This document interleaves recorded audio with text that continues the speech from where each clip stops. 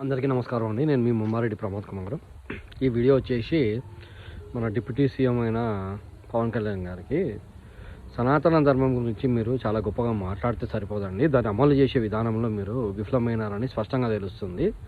పాలక మండలి పెట్టి కూడా మీరు శ్రీశైలం మల్లికార్జున స్వామిది ఏదైతే సంఘటన జరిగిందో దాన్ని పూర్తి బాధ్యత మీరు వహించాలి. మీరు మీ ప్రభుత్వం ఒకటి భరించాల్సిందే. ఎందుకంటే స్వాములపైన లాఠీ చార్జీ చేసుకోవడం అనేది చాలా దారుణమైన విషయం. ఇది ఎన్నడూ జరగలేదు అసలు. ఇన్ని సంవత్సరాలు ఉన్న దాంట్లో నేను ఎప్పుడు ఈ విధమైన లాఠీ చార్జీలు చూడలేదు. బయట వేరే రాష్ట్రాల్లో కొంచెం తెలుగు వాళ్ళకి అలా ఏమైనా ఇబ్బంది కలిగితే అట్లా ఏమైనా ఉంటే లాఠీ చార్జీలు ఏమైనా విషయం, కానీ మన తెలుగు రాష్ట్రాల్లో, 2 తెలుగు రాష్ట్రాల్లో ఏ రోజు జరిగిన దాఖలాలు లేవు. అంటే మీరు ఏ విధంగా పరిపాలిస్తున్నారు, పాలన అనేది స్పష్టంగా తెలుస్తుంది. స్వాములని అన్నన్ని గంటలు రూమ్లో వేసి మీరు వాళ్ళకి సరైన తిండి సరైన సౌకర్యం లేని మీ యొక్క పాలన విఫలమైంది అనేది ఖచ్చితంగా తెలుస్తుంది.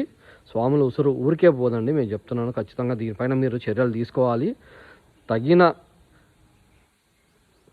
అధికారులని ఎమ్మటే సస్పెండ్ చేయాలి, లేదా సనాతన ధర్మం గురించి మేము మాట్లాడడం బంద్ చేయాలి.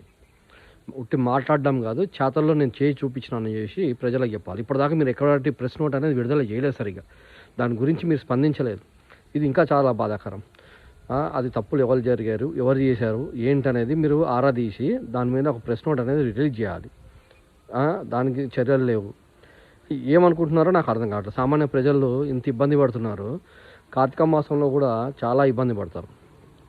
మీరు మోడీ గారు, చంద్రబాబు నాయుడు గారు వస్తున్నారు అంటే అన్ని షాపులను తీపిచ్చేసి మీరు ఏదో దర్శనం చేసుకొని ఫ్రీగా వెళ్ళిపోయినారు.